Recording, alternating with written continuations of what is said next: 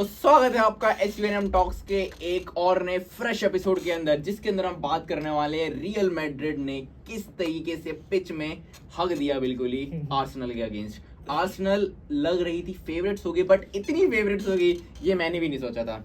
और इसी एक डिस्कशन को आगे बढ़ाने के लिए मेरे साथ मौजूद है औधरिया सिंह, जो कि है एक मैनचेस्टर यूनाइटेड के फैन।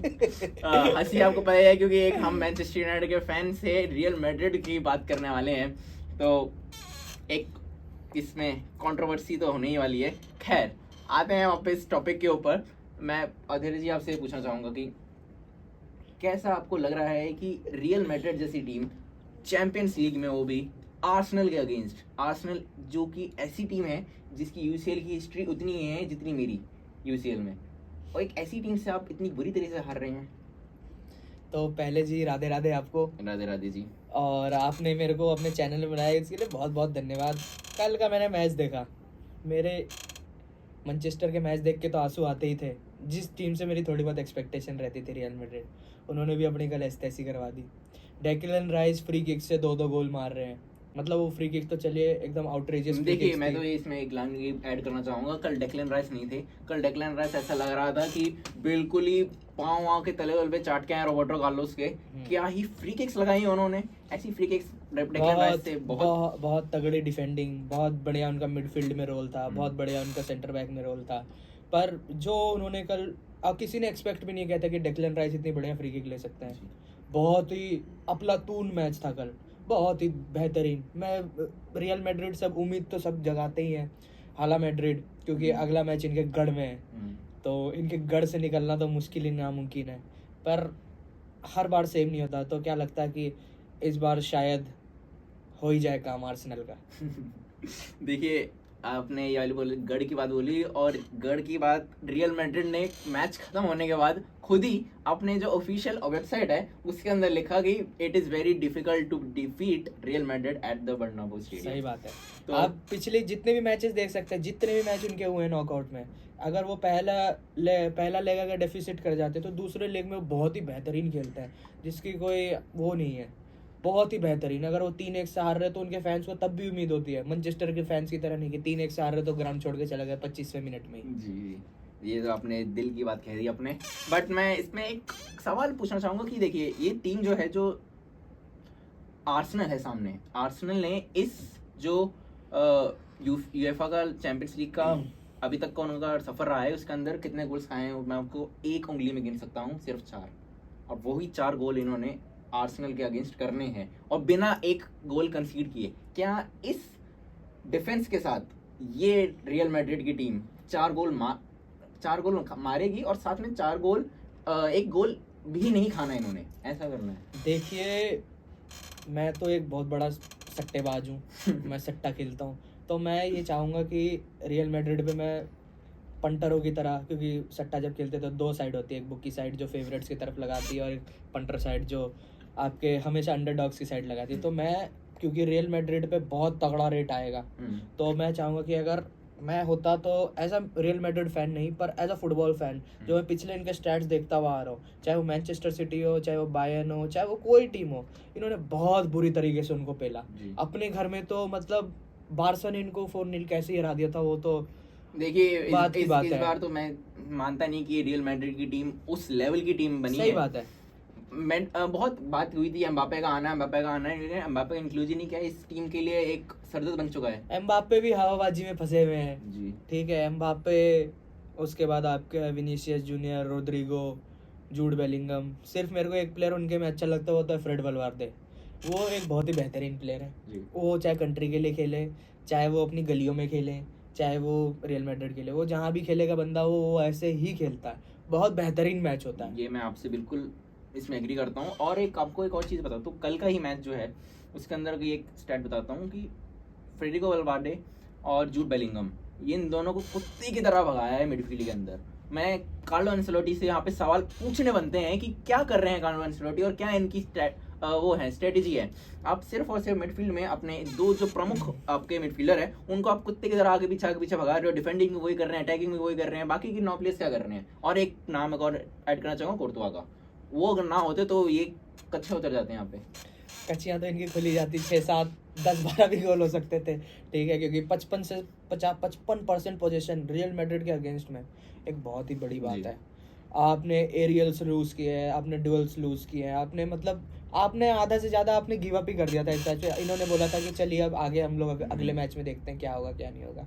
पर मेरे को इस बार उम्मीद तो है रियल मैड्रिड फ़ैन हो, क्योंकि मैं मैनचेस्टर का फ़ैन हूँ, तो जो मैनचेस्टर का फ़ैन होता है वो रियल मैड्रिड का ऑटोमेटिकली फ़ैन जी। बनता है रोनाल्डो के चक्कर में। पर मैं चाहता तो हूँ कि हाँ ठीक है।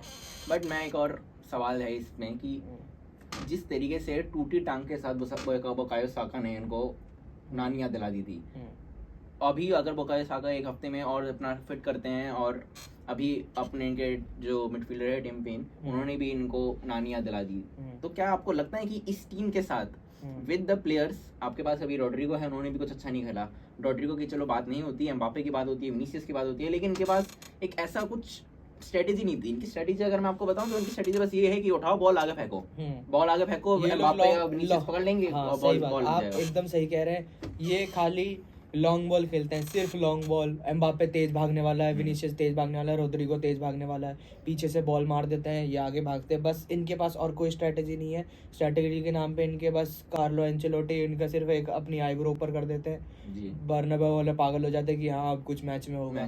पर इस बार मेरे को नहीं लगता, गनर्स का मैच हो सकता है। देखिए इंडिविजुअल ब्रिलियंस की बात बहुत होती है। हाँ। इंडिविजुअल ब्रिलियंस से आप मैचेस जीत जाते हो, और इतिहास में भी इंडिविजुअल ब्रिलियंस से ही मैच जीती है। रॉड्रिगो का वो वाला ब्रेस में को याद आता है, एंडिंग में पिछले साल की बात है बायर्न म्यूनिख के खिलाफ, वो भी इंडिविजुअल ब्रिलियंस की वजह से ही मैच जीती, वरना कुछ उसमें भी पिछले साल की अगर आपने बात करी तो आपने अगर यूएफए फाइनल देखा हो जी, जो डॉर्टमंड के साथ था, साथ। बहुत ही बेहतरीन मैच। फर्स्ट हाफ में तो डॉर्टमंड ने इतने चांसेस मिस किए, अगर वो चांसेस अगर कन्वर्ट हो जाते तो 3 से 4 गोल तो पिछले साल ही लग जाते।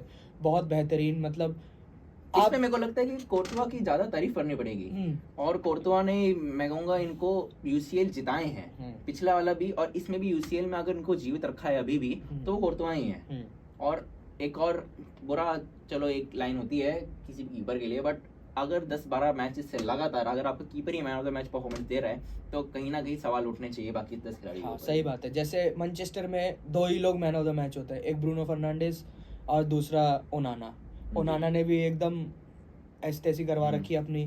तो ब्रूनो फर्नांडिस तो चलिए, अब मेरे को ऐसा लग रहा है कि वो आने वाले 2-3 साल में हो सकता है कि मैनचेस्टर छोड़ दें, और खबरें आ रही है कि वो भी मैड्रिड में चले जाएं। खबरें आ रही है कि वो मैड्रिड में जाएंगे, फिर वो भी वहाँ पे जाके गंद हो जाएंगे।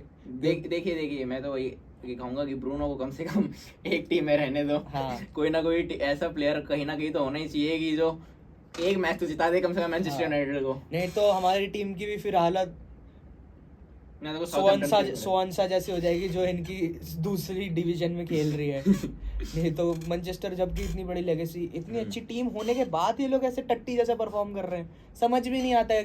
इनको भी पता नहीं क्या ही चाहिए। मैनचेस्टर की चलो बात कम करते हैं क्योंकि मैनचेस्टर की करते ही नहीं है बात, वो टीम है ही नहीं बात करने। यूनाइटेड की अगर बात हमने शुरू करते तो शायद से गालियां खत्म नहीं होगी हमारे से। तो इसलिए उसको थोड़ा साइड रखते हैं। बात आते हैं, मैं एक और लाइन बोलना चाहूंगा, आर्सेनल की हमने बात नहीं करी। चलो बहुत टट्टी परफॉर्मेंस था, मतलब ये 11 के 11 खिलाड़ी जो हैं रियल मैड्रिड के बाथरूम यूज नहीं कर रहे थे, उन्होंने पिच का इस्तेमाल किया, ये हम मानते हैं। बट जो अपना कॉम्पैक्टनेस है ऑफ द बॉल आर्सेनल की, ये वन ऑफ द बेस्ट है, वन ऑफ द बेस्ट नहीं, it is the best in the entire champions league, और वो आप मानना होगा आपको भी। मैं जरूर मानूंगा क्योंकि आप, मेरे पास अभी स्टैट है, मैंने अभी मोबाइल खोल में के अपने स्टैट देखे, 12 शॉट खेले, 12 में से 11 ऑन टारगेट, तो 91% एक्यूरेसी के साथ। बहुत ही कम टीमों का ऐसा होता है कि इतने शॉट ऑन टारगेट वो दागे, भले उसमें से कुछ ब्लॉक हुए कोई, और जो एक शॉट ऑन नॉन टारगेट था वो डिफेंडर के थ्रू जो ब्लॉक हो गया था शॉट, इसलिए वो नॉन टारगेट था, वरना वो भी टारगेट पे ही जा रहा था। और उसके बाद बाकी देखा जाए तो ऐसा कुछ इस टीम के कमी निकालने के लिए बात है नहीं।